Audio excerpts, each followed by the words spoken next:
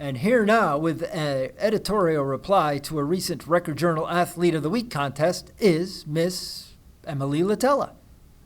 Thank you, Byrant. What's all this fuss I keep hearing about rap sheets of the week? Why, this is an outrage. We shouldn't be voting for criminals. We should be putting them behind bars. These ruffians and rapscallions and goons and ne'er-do-wells and these toast peepers and these plowed boys. Next thing I know, I think you've been listening too much to the yokel inferiority. That's what I think. No, Miss Latella. It's not rap sheets of the week. It's athletes of the week. Not rap sheets, athletes. And also, I think you meant vocal minority, not yokel inferiority. Vocal minority. I know what I said, whippersnapper. It's time to vote. Vote for Record Journal Athletes of the Week.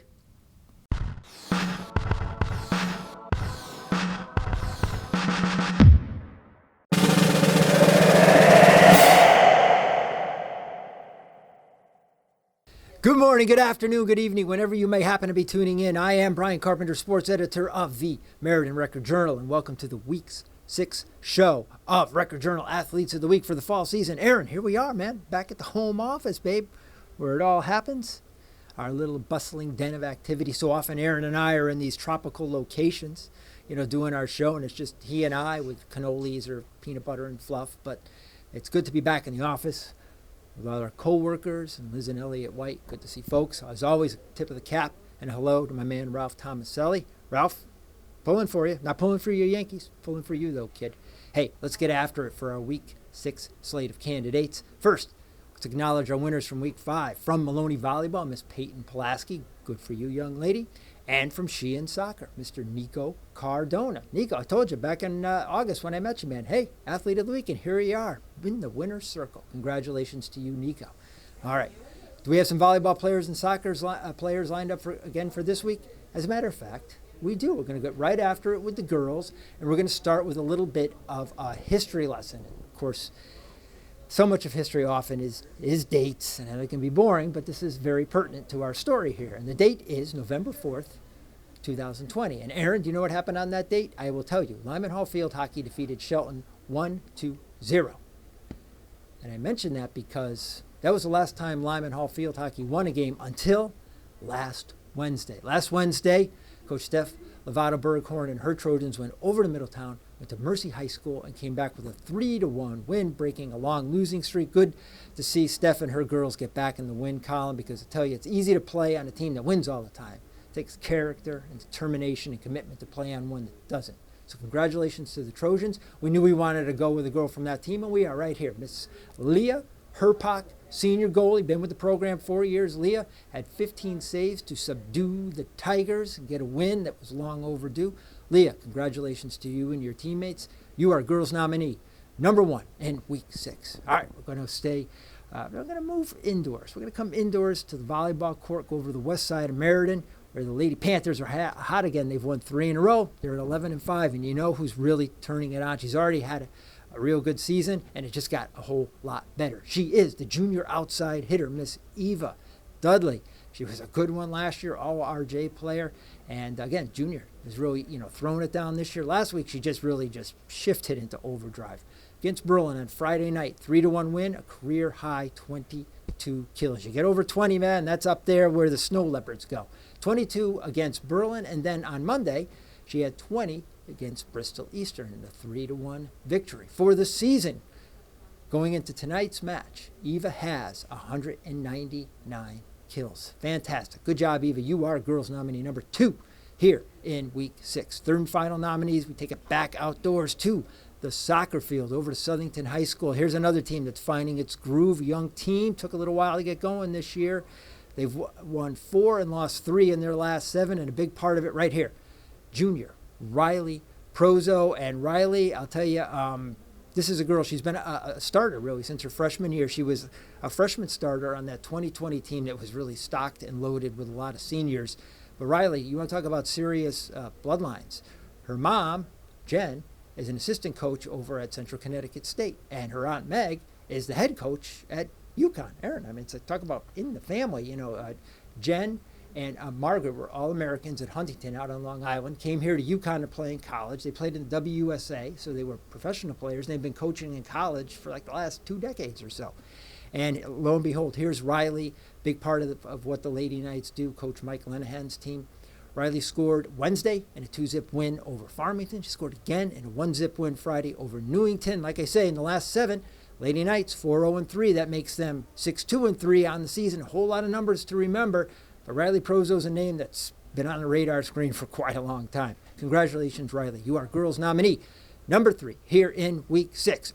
Hey, before we move on to our boys slate of candidates, I have to give credit where credit is due. Aaron, our Emily Latella opening rap sheets of the week. Actually, I didn't come up with that. That was my daughter. Any creative, thoughtful, original idea that on this show, I don't come up with them. I just kind of crib them and steal them, but I do give credit.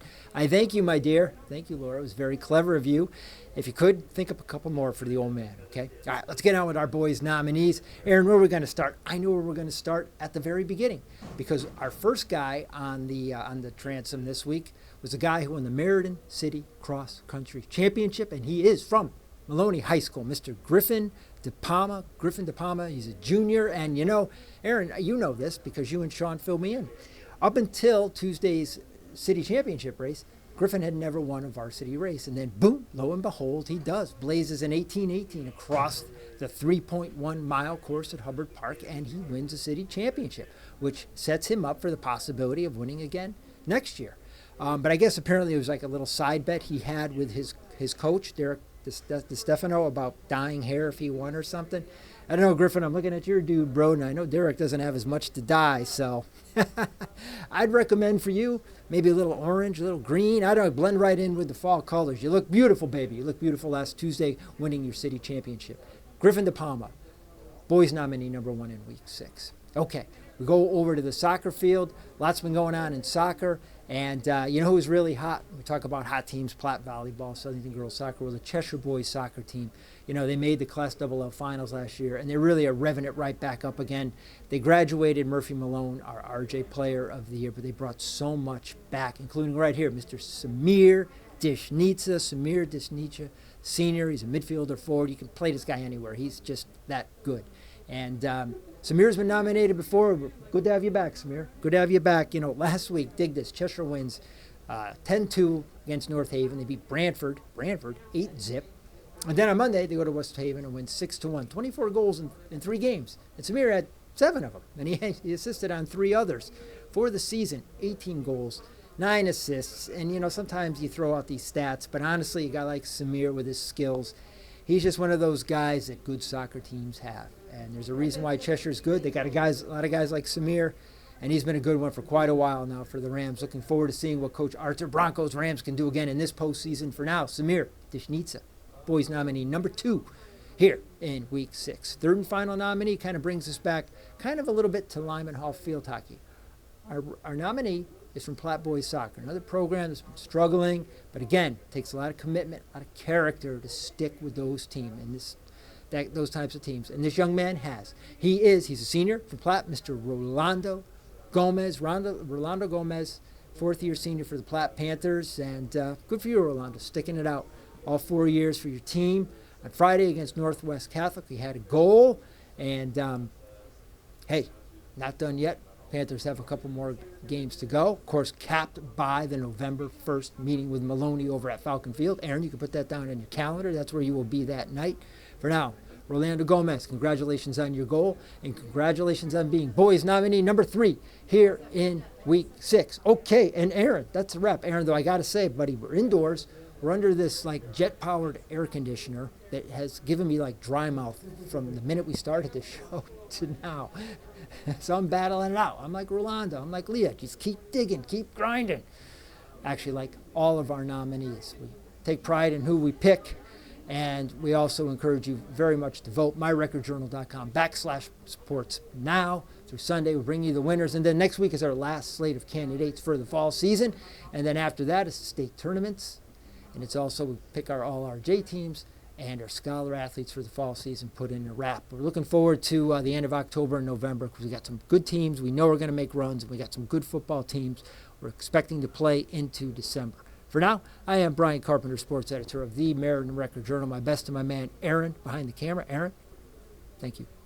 My man Shawnee, Ron Buck, all our guys in the field, thank you for your hard work. And thank you, folks, for watching us every week. Be good.